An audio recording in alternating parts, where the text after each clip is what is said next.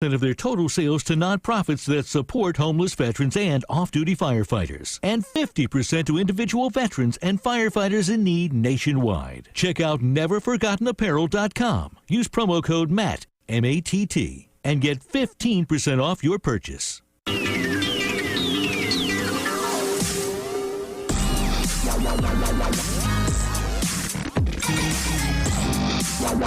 Hey, what's up? This is A.A. Ashanto, and as we always say, it's all about the food. We are talking about barbecue today. We have our guest, Corey Cash, the barbecue expert. He should be on the line here in just a second. But this is Try This Dish Radio. I hope everybody had a great weekend. You know, it's been hot here lately in the Dallas-Fort Worth. It's been hot all over the place. And, you know, what better thing to do when it's hot than eat great barbecue? I mean, think about that. On a Saturday evening, you got the whatever it is that whatever meat that you want to eat, it's sitting there sizzling. The sauce is ready. You got your potato salad. I actually like potato salad, to be quite honest with you. I can't get enough of potato salad. And I think the biggest thing about barbecue, and believe it or not, people barbecue all over the world. And I'm not talking about just grilling. I'm talking about barbecuing. You know, just low and slow. And yeah, I'm not a grill master per se, but I do like to throw on a slab of meat every now and then. Now, my favorite thing to grill or barbecue is chicken. I absolutely love barbecue chicken. Dark meat. And I used to do a lot of marinade and stuff like that. So anyway, that's what we're going to be talking about today, is going to be barbecuing. And if you want to see anything about the show, you can go to Spoony Radio on Facebook. We are using their studios. I want to thank Ron and everybody for allowing us to use their studio. And it's a visual and audio version of the show, and we're making some changes to the show. Darie will be coming back soon. We're just trying to work out some scheduling conflict. But again, barbecue. I absolutely love barbecue. I love barbecue. Now, one thing I started getting into is grilled fish, which when I was younger, I was like, oh, this is just, you know, back then, if it wasn't fried, I wasn't eating it. But now I've gotten to the place that I absolutely love grilled fish. And I think the best grilled fish for me is catfish. You know, catfish already has kind of it's got I call it a muddy taste. And I know it's a fish that a lot of people don't eat. But I enjoy it. I enjoy it with a little bit of, and when I grill fish, the only thing I do is I let it sit there, warm up. And that's another thing. I'll get back to the fish here. A lot of people don't realize when you're cooking meat and you're cooking different varieties of meat, you have to let your meat warm up. Now, you're not going to leave it out on the counter all day, okay? But you have to think, when you're cooking meat, whether you're frying it, whether you're baking it, whether you're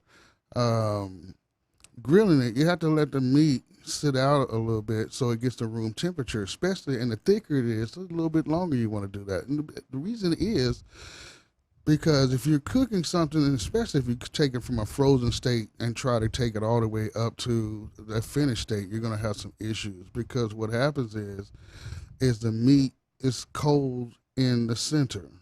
So when you do make your dish, the outside is going to be, you have to cook the outside longer in order to get the doneness on the inside, which means that your meat's going to come out either burnt or very dry. So remember that. Like I said, you don't have to take it out and leave it on the counter for 3 days, but you want to be able to make sure that you can warm that meat up. And with that being said, what I like to do is I like to take especially catfish, and I've done it both. I've actually eaten catfish. I'm talking you want to talk from farm to table. I'm talking about from farm to table. The fish was living. We did our thing, and within 30 minutes, it was on a flame. And it's one of the best dishes I had ever had. I've never had catfish live like that.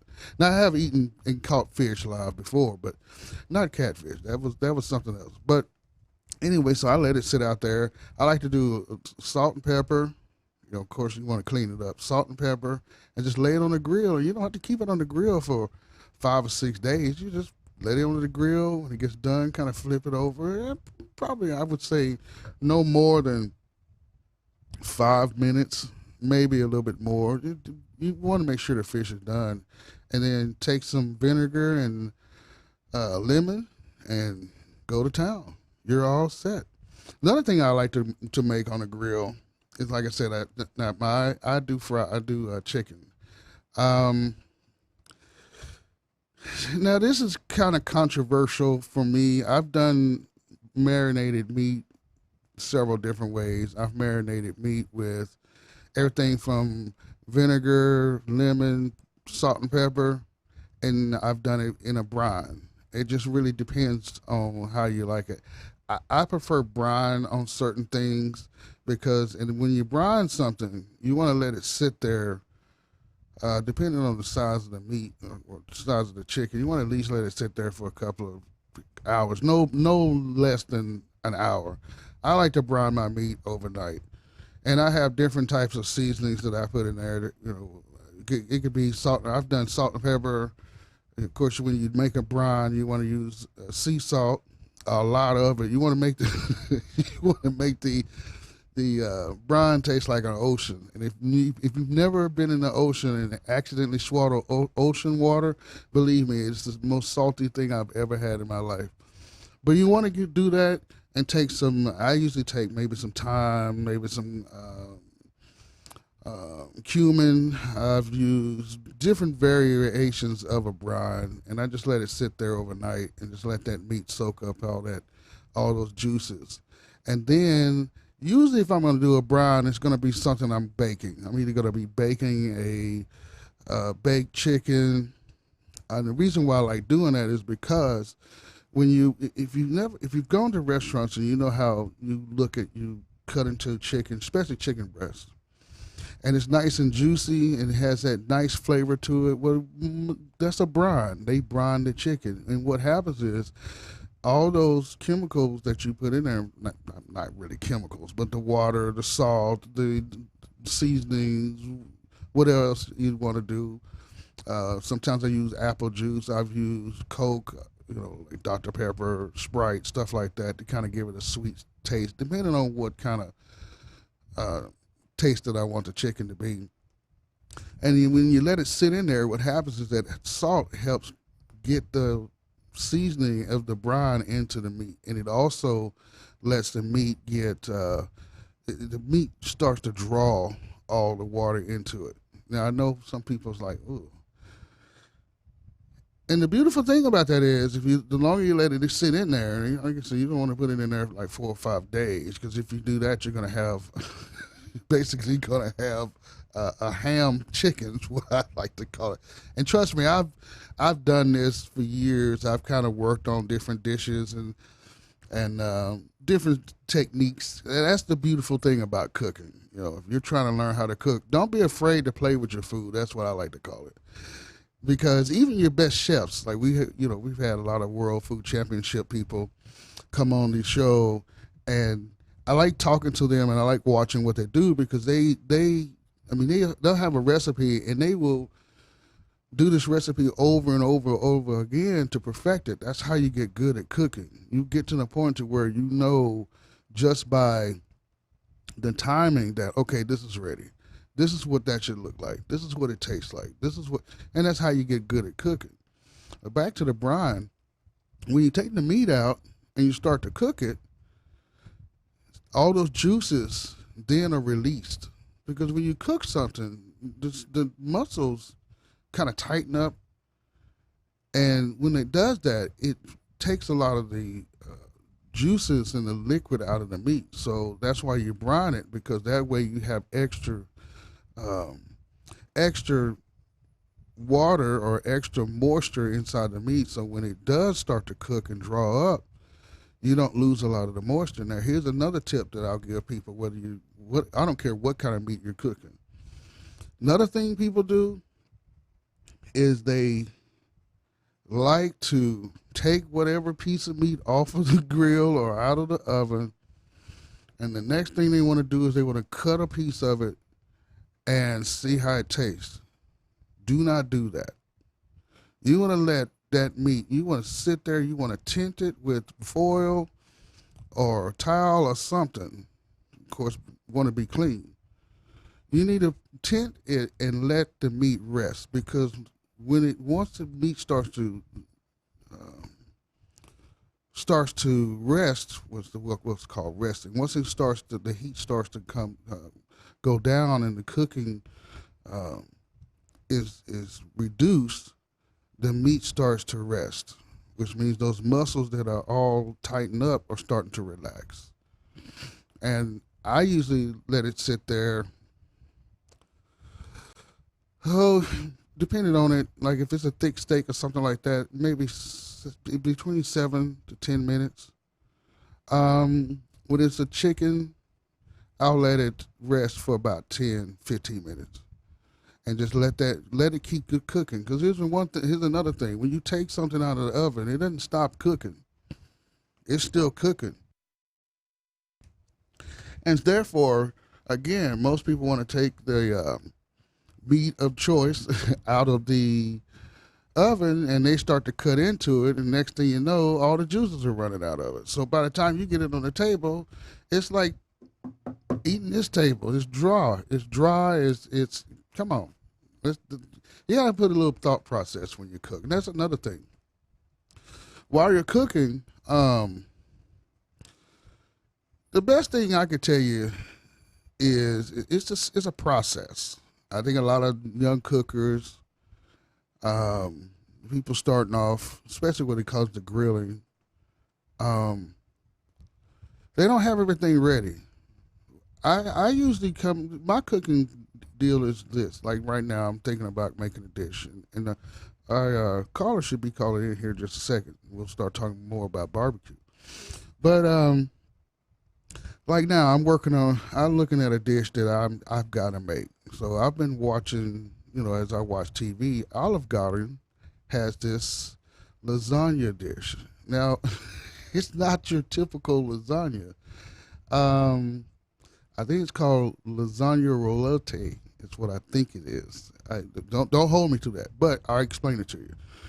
Basically, they take the lasagna noodle and they wrap cheese in it, and then they bake it, and then they put a sauce on it, whether it be meatball sauce, marinara sauce, fettuccine sauce, or just your basic Italian dish. Well, I've been thinking about this dish, and I got a recipe, and so I will cook this dish probably Sunday. But as you can tell, it's Wednesday now, and so I'm looking at, okay, I'm making my menu as I go, just to put it mildly. And that's what you have to do. Now, of course, when you're just starting out, you want to get started out. But the more you cook and the more you start to look at different things to cook and start working on dishes, you will start to think of your meals a little bit better, meal preparation.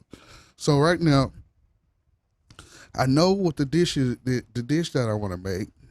So now I go to making my shopping list. I got to get the pasta, I got to get whatever sauce I'm going to use, and we're going to make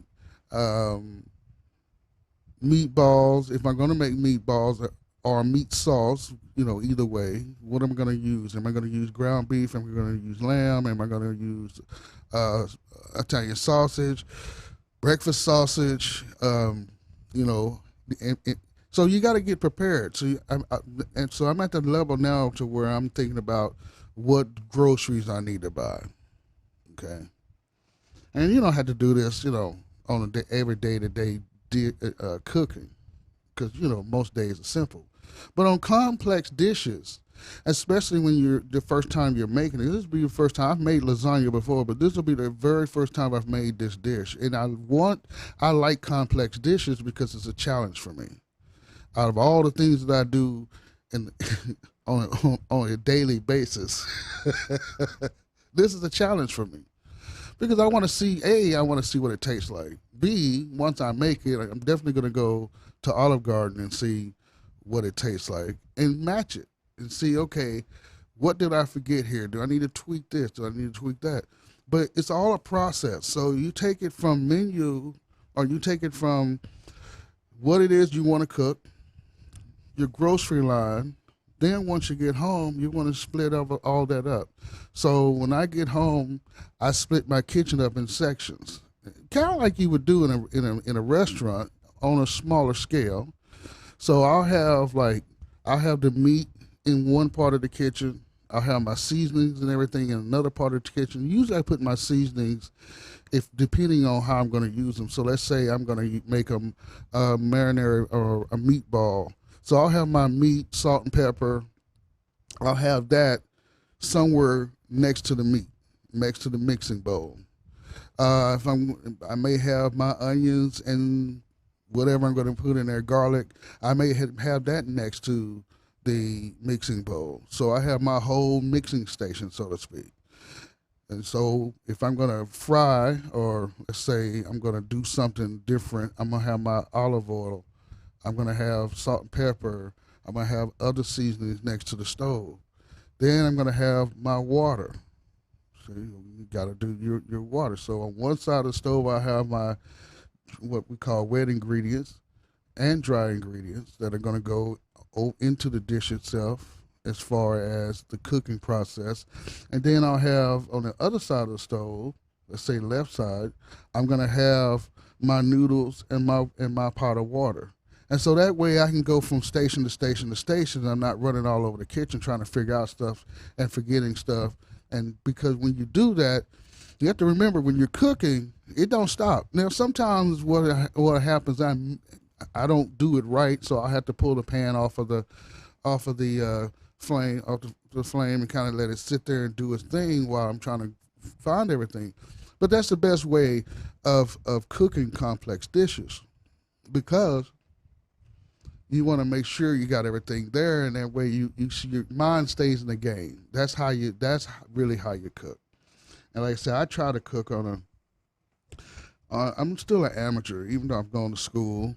But I enjoy cooking. And that's another thing. If you don't enjoy cooking, okay, and you just enjoy eating, then watch somebody else cook and just think about, what they're doing. You don't have to learn how to do it, but just enjoy the moment.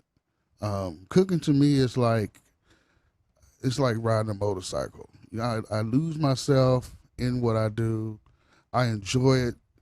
I don't make very many complex dishes, and one of the reasons why is complex, okay? And I don't have very much time. So usually on Saturdays, I'll kind of come up with a dish, or Sundays, and I kind of throw things together. But this dish that I'm really thinking about, this lasagna dish, I mean, the more I think about it, the better it's going to be. And so I would urge all of you, especially if you're wanting to be a food sports chef, or really want to get into the craft of cooking, start learning. It's called mise en place is what it's called when you're learning culinary school. It's called being prepared. Because I would say 90% of cooking is being prepared and timing. And that's with any dish that you're doing. Even if you're making a tuna fish sandwich, okay, you want to make sure you have everything together before you get to making it. Because then you're going back and forth, and you're wasting time.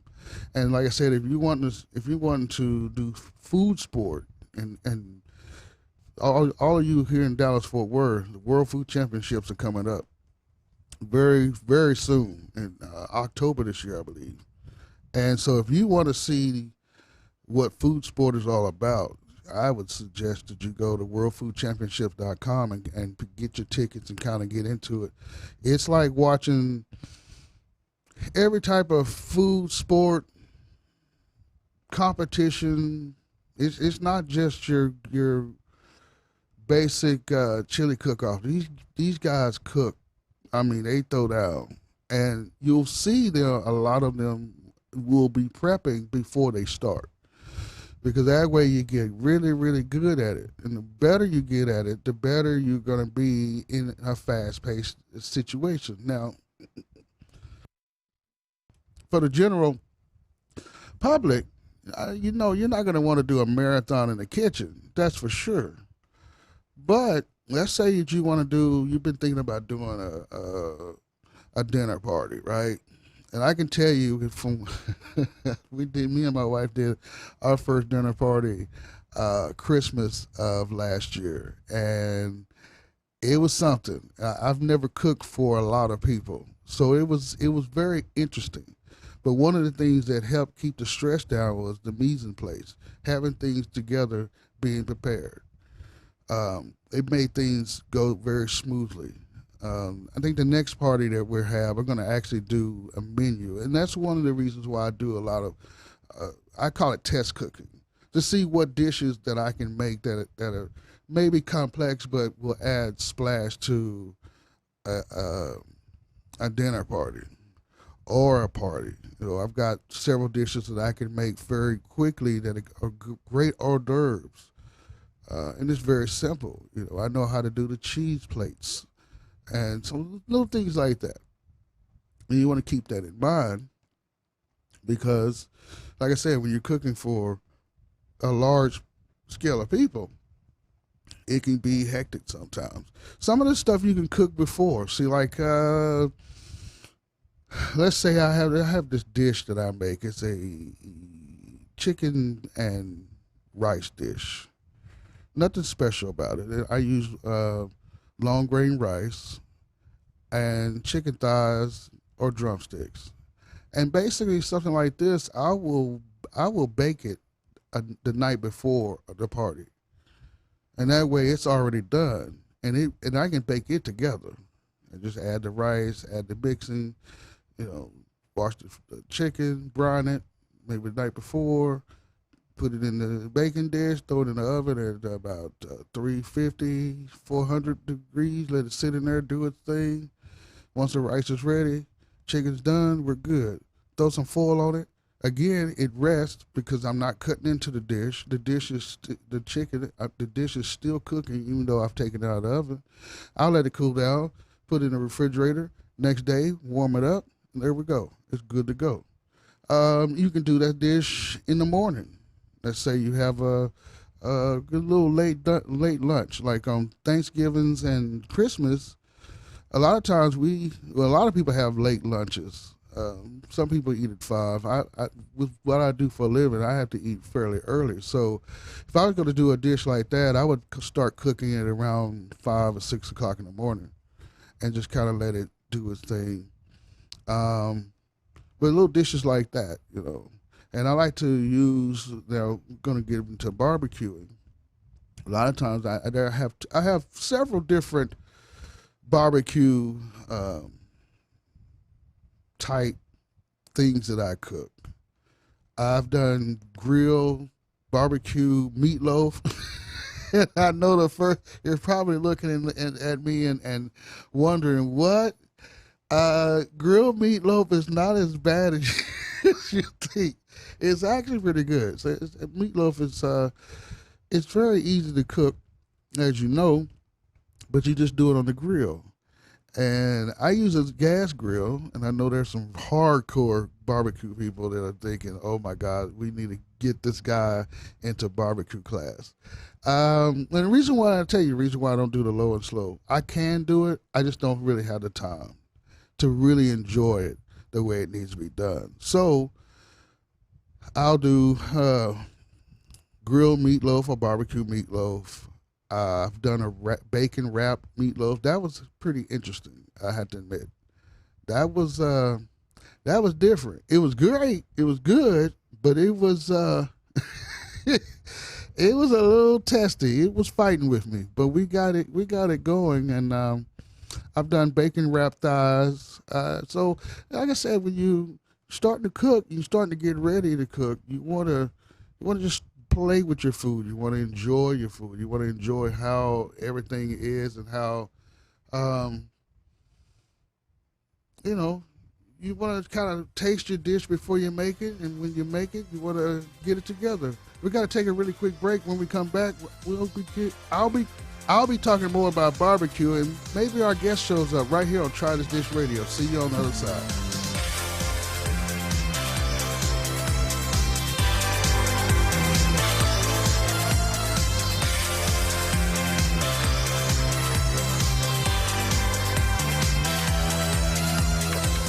Dr. Ken Brown here, host of Gut Check Project with my co-host Eric Rieger. Eric, we've been seeing Mojo guys over there and over here at Spoony talk about Atrantil for bloating. I've seen in my practice that Atrantil is a whole lot more than just a bloating product. Yes, it does a whole lot more than just fix bloating because of the polyphenols that you find in Atrantil. You're exactly right. The polyphenols are those molecules that we find in the Mediterranean diet. It makes vegetables and fruits very colorful. What are some of the things that these polyphenols do, Eric? These polyphenols can actually stop inflammation. They can help you have more energy. They can help you with anti-aging. And polyphenols are great for athletes. It sounds like it's going to help a whole lot more people than just bloating. Tell me how everybody should be taking Atrantil. If you want to dose Atrantil, it's 2 capsules 3 times a day, basically with your meals. But if you aren't bloated and you just want that polyphenol intake every day, 2 to 3 capsules a day will work for you. Go to lovemytummy.com/Spoony.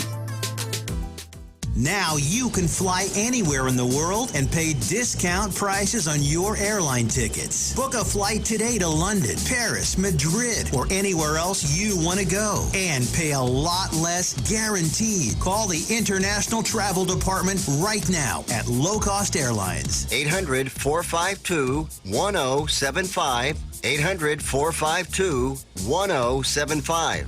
That's 800-452-1075. Are you tired of high cable TV rates? Sign up for Dish today and get a $500 bonus offer while supplies last. Plus, lock in your price for 2 years guaranteed. Call All American Dish, your Dish authorized retailer now. 800-570-6630. 800-570-6630. That's 800-570-6630. Offers require credit qualification, 24-month commitment, early termination fee, and e-auto pay. Restrictions apply. Call for details.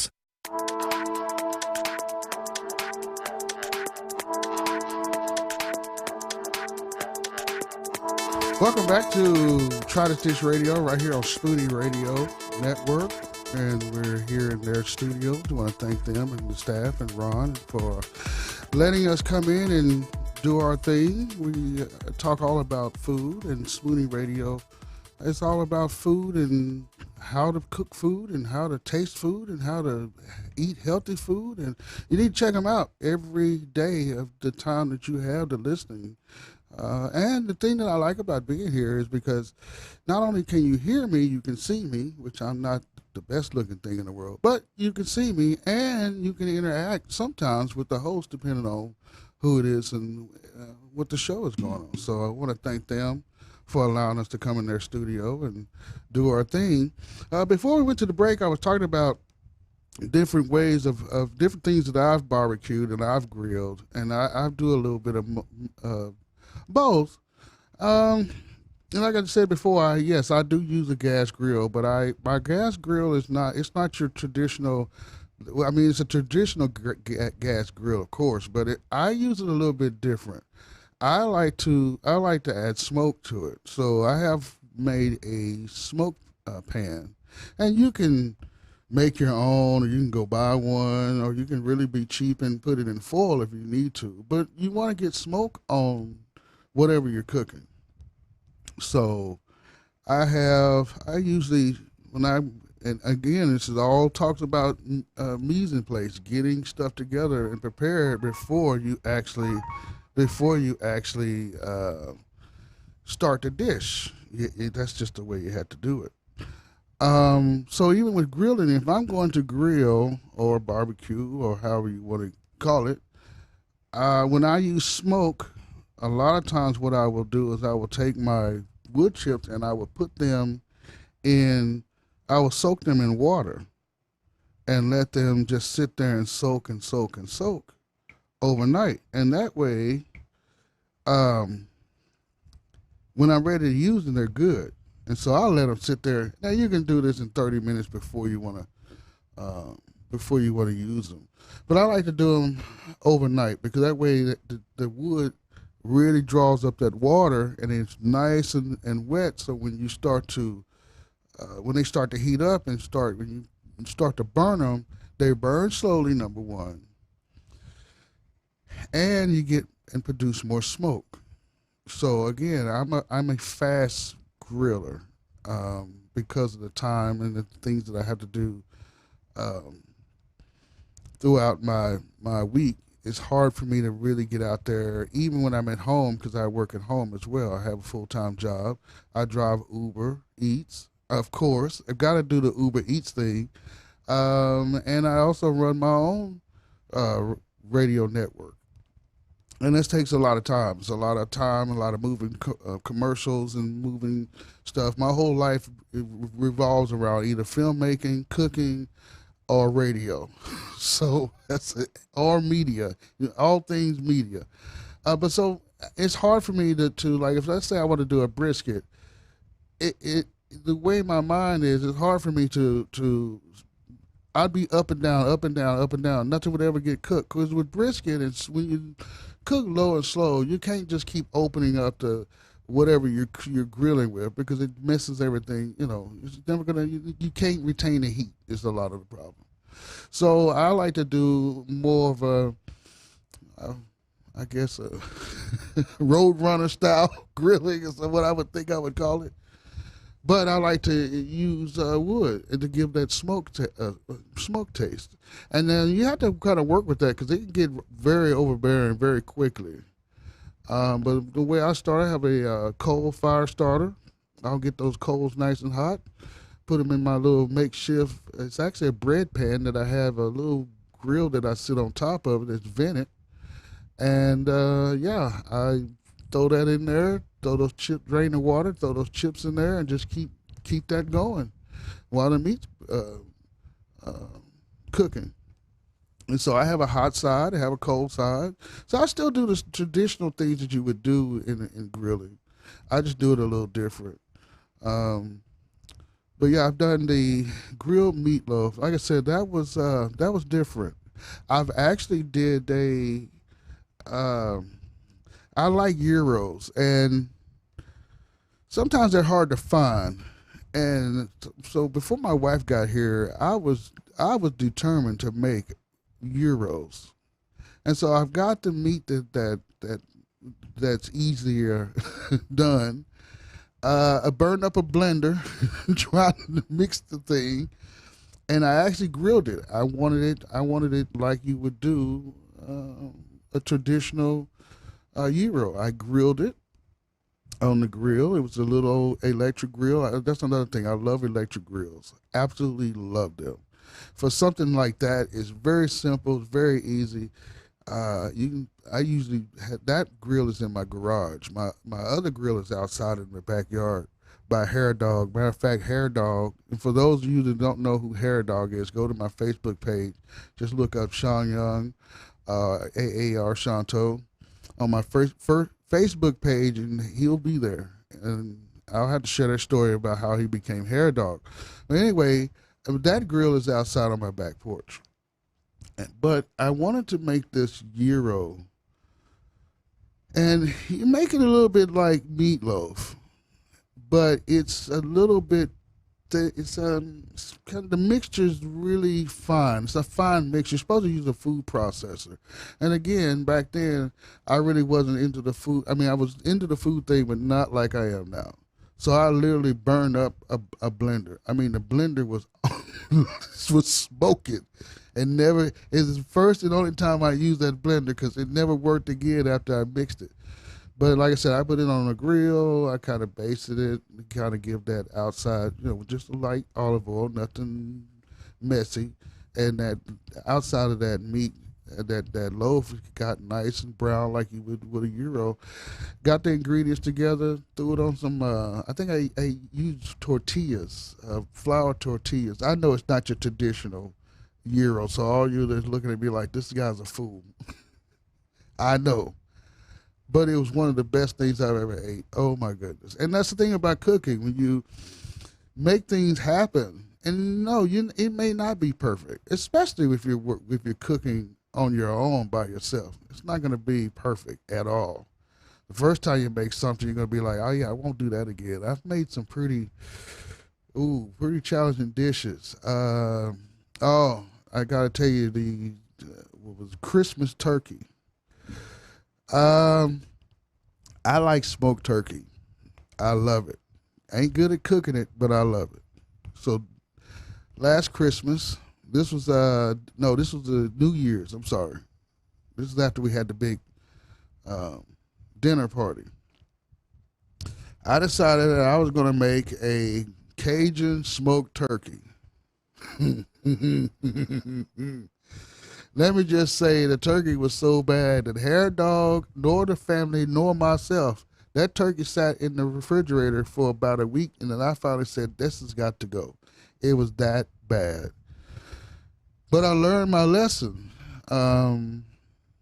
I learned the mistakes. Now, of course, if you're, strapped for cash when it comes to cooking, I would suggest that you don't go out there and try to be the next Gordon Ramsay for sure, because you're gonna burn up some stuff. But you got to keep going at it, and that's how these guys get good.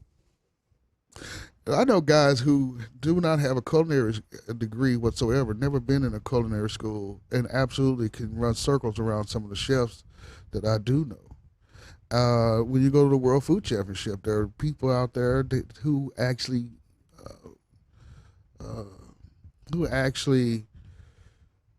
do the event who's never been in a professional kitchen. Never. I've watched children, which we know most of them don't have culinary. I mean, I don't know any 8-year-olds that go to culinary school. I'm sure there may be some out there, but that's extraordinary. But I've watched 8-year-olds do some things with food that I never even imagined that could be done. And so if you like cooking, or you want to get into cooking at a different level, and you'll learn, especially if you use it as a hobby. Don't get discouraged when it's bad. Don't get discouraged when it doesn't come out right. And don't give up. You will find the more that you want to cook, the more you cook, the more you're going to want to get into those complex dishes. Or you're going to see something on television. I have to admit, I love Food Network. I have a lot of friends on Food Network. I can't watch the Food Network. Because every time I watch Food Network, within 30 minutes, I'm in the kitchen trying to cook something. And that is not a good thing at 4 o'clock in the morning. And my wife will tell you, I will, like last week, I'll give you a perfect example. I wanted to make spaghetti. I love spaghetti. And I was going to make your traditional spaghetti meat sauce, that thing. And I was like, I want to spice this up a little bit.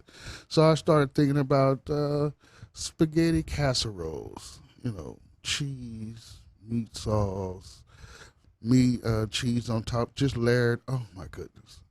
And so I think about 2 o'clock in the morning, here I am banging dishes in the kitchen. And when my wife went to work, she had a spaghetti casserole. Those are things that's going to happen when you have a passion for cooking. And like I said, I don't think I could do this on a professional scale. I mean, maybe if I had to, I might, but I just kind of like doing it to enjoy passing the time. Of course, I've got to have my little glass of bourbon, like we talked about bourbon last week. That makes things easier to do because you're using it in your food as well as drinking it. And that's another thing. Don't shy away from introducing alcohol, and I'm not talking about drinking it, but actually using alcohol in your food, in your preparation, because that adds a complexity of taste. Cooking is all about taste. It's all about getting things to not necessarily perfection, but getting things to taste the way you envision them to do. Like the spaghetti that I made. It came out, I think it was a winner. Matter of fact, I know it was a winner because I still have some in the freezer. I could use a little bit more sauce in it. because it was a little bit dry. And one thing I will tell you, if you're working with a dish, and let's say you use like canned tomatoes, or like I have a rotel dip that I like to use. Check the salt content in the dish. This is the number one killer for a lot of people who make a lot of things like soups and chili, especially chili. Chili is easy to do this with. Check the salt content. You don't want, if you're going to use a lot of rotel has a little bit of a salty taste to it. You don't want to add salt to that because it's going to come out too salty. That's what happens to 99% of the people when you have too salty food. I learned from it, trust me. When my wife first got here, oh, my stuff was salty. I didn't realize how much salt was in it. But then when I started learning more about how to cook with salt, how to work with salt, how to work with seasonings, how if I'm going to add a dish that already has seasoning to it, like I said, like rotel or basil, canned tomatoes, and something like that, you got to keep that in mind, that stuff is already cooked. So if it has salt in it, the more you cook, the more you add to the dish. Like I say, you use 2 cans, and then you turn around and put 2 teaspoons of salt, which is way too much anyway, in the dish. The dish is going to taste more. Remember I mentioned the ocean? Yeah, you're not going to be able to eat that. That's going to get rough. So those are little things that you learn when you're cooking. And that also pertains to barbecuing. I tell you one thing that people do when they grill or barbecue, they like to poke at stuff. Okay? Don't poke at it. If you're going to use a thermostat, which I like to use, a meat thermostat, find a piece of the meat that's not, you don't want to stick it, you don't want to stab the thing in the middle of the, stick it all the way down. Because what happens, every time you poke that meat, the juices come out. And what happens? You get dry meat. Meat should be savory, it should be nice, it should be moist. You don't want, at least for me, I don't like dry meat at all. It's just, that's gross. It's like eating shoe leather. And yeah. And I know for some of the older people that are watching me, you're used to it. But back to the salt thing, the more you start to cook at that level and you start going to restaurants, you will find that it's almost impossible to eat at a restaurant unless it's a restaurant. I'm talking mostly fast food. Most of the bigger chains, and especially the home, the smaller mom and pop shops, usually get the food is very well.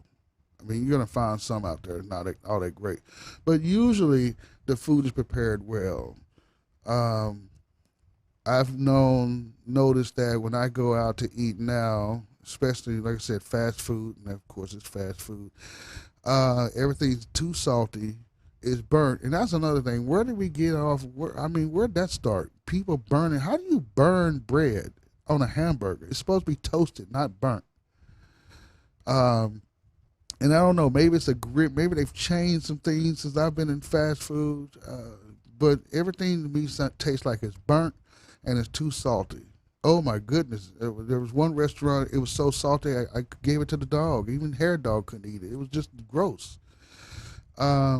So get ready for that when you start learning how to cook. You're going to get to the point that you're going to start noticing things when you're eating at restaurants. You're going to start noticing that the food is certain restaurants. It's a big notice. It's gotten to the place that I've become very I pick and choose the places that I go. One of my favorite places that I like to go to, believe it or not, is Panda Express. And I'll be honest with you, if I can cut out some time, I've even thought about going to work at Panda Express. Now, of course, people look at me like I'm crazy. Yes, I make very good money in all the endeavors that I do. Everything that I do, I make pretty good money. But I'm not going for the money. I want to work for Panda Express because and maybe I can do like a guest thing where I have a camera crew come in and I actually show up at a Panda Express and actually learn how to do this. The walk. I want to learn how to cook on that level. I was at, like I said, I do Uber Eats. And Panda Express, I absolutely love going to Panda Express. 2 reasons. Reason 1, the orders are always ready. I may have to stay there no longer than 3 minutes.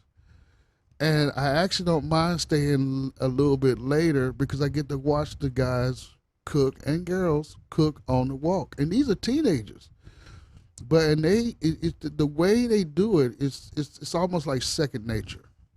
And so I like to watch people cook. I like to learn different things. But like I said, I can't do it. I can't guys' groceries. See, I'd be I'll watch one episode of that. I'll be in the at Walmart trying to cook a dish. Get all my ingredients and rush back home and throw it all together. So to my Food Network friends, hey, I'm not hating on you. I'm just telling you, when I watch Food Network, I am absolutely ready to throw down, ready to burn up something. But like I said, the more you get into cooking, the more you will enjoy it, the more you will start thinking about different dishes and how you're going to make your next dish. And then you get to the whole point of doing menus and thinking about how many. So like when I have a dinner party, I treat it as if I treat it like having a restaurant. That's how I look at it. I like, me and my wife will sit down and say, okay, so how many people are coming? Matter of fact, the first one, dinner party we had, she got so mad at me because every 3 or 4 days, so how many people we got coming? She'll say so-and-so. I said, are you sure? She'll say, yeah. I said, okay, so we have to have this much extra to make sure we don't run out of food. And she'll look at me like I'm crazy. I was like, like I said, you have to treat this more like at least for me, I treat it like a restaurant. I would rather have more food for people to take with them. It also gives me a gauge on which dishes that people like as well. So when I have the next dinner party, what dishes that didn't go well, I'll cycle them out. The dishes that did go well, meaning that they either took it home with them or I almost ran out of it, I keep that dish. And I have a little thing on my cell phone. I have 2 cell phones here. And I have a little thing on my cell phone. I have a tablet that's connected to my office at home that I could actually take in the kitchen and cook as well. But it gives me a list of everything that I have that I made the last time, what to take away and what to put together. And believe it or not, if you have a person that owns a restaurant and is good at owning a restaurant. Sorry about that for people on film. I was taking a drink of water. One of the things about running a restaurant is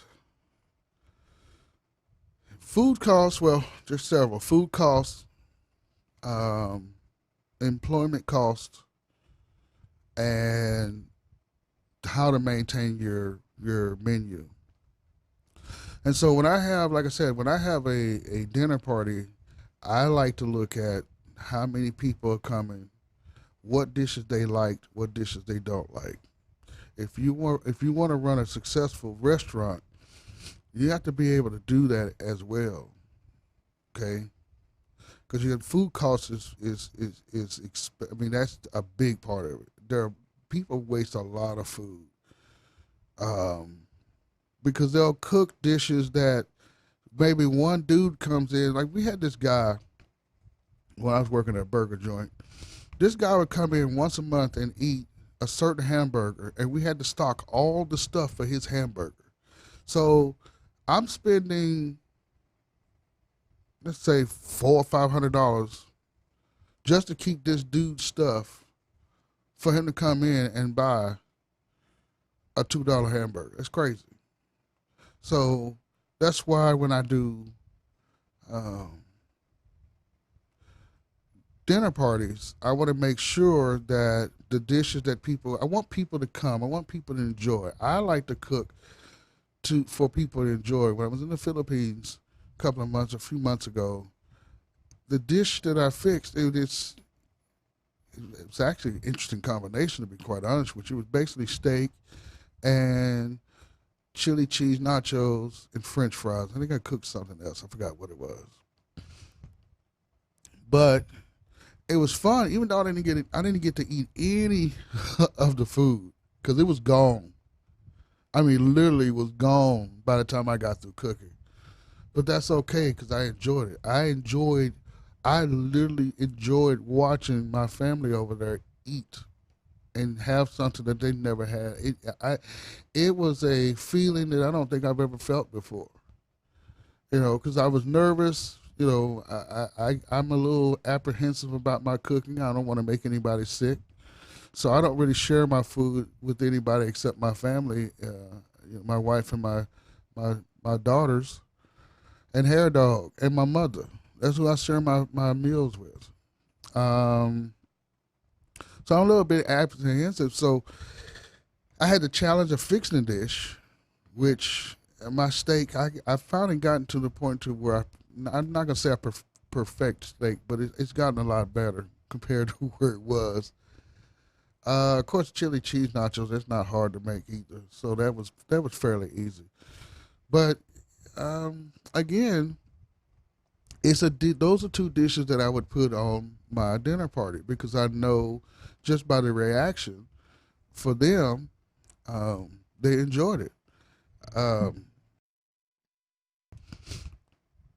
I tell you a dish that I made, what was it, Sunday, I think. It's either Sunday or Saturday night. I love chicken fried steak. Anybody who knows me knows I love chicken fried steak.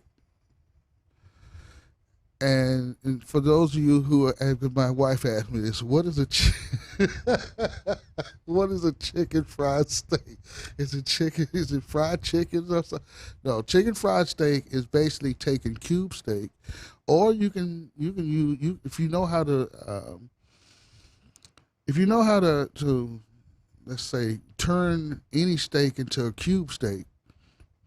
You could easily use, I have used ribeye. I call it the ribeye chicken fried steak. Basically what it is it's a steak. I use cube and ribeyes if I'm going to cube it myself. You dredge it with salt and pepper it. Matter of fact, after I washed it, I kind of let it sit in water so the water can kind of soak up in it. Then I patted it dry, dredged it, floured it, dredged it again, floured it, let it sit. And this is another tip I'll tell people.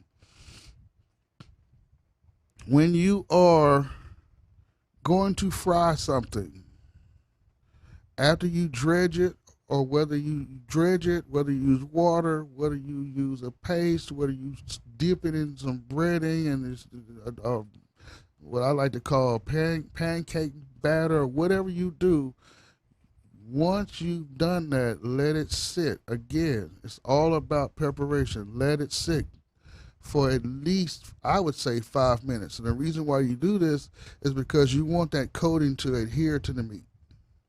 Because I know that a lot of people who will dredge and do all the stuff and then put the meat in the pan or hot oil, and then when they go to flip it, everything's in the bottom of the pan. That's because it hasn't glued to the meat. So you want to let that sit there and you can look at it because it'll look like literally you can start to see the breading or whatever is real moist, especially if you're dipping it in breadcrumbs and flour. It gets real moist and you can see it coming through the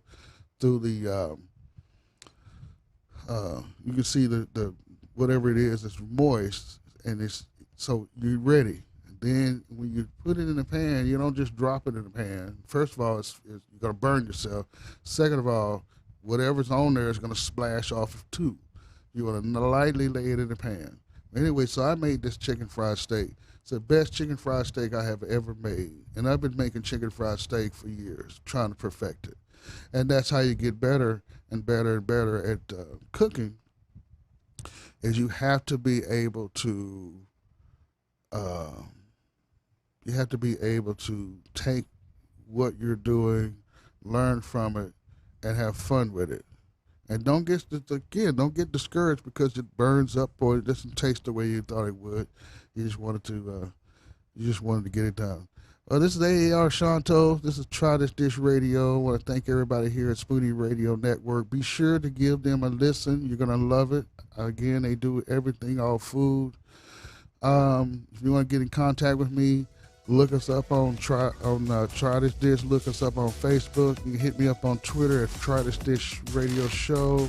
I think that's what it is. Anyway, next week we shall do it all over again. Hope you have a great week, and always cook something great, and it's always about the food.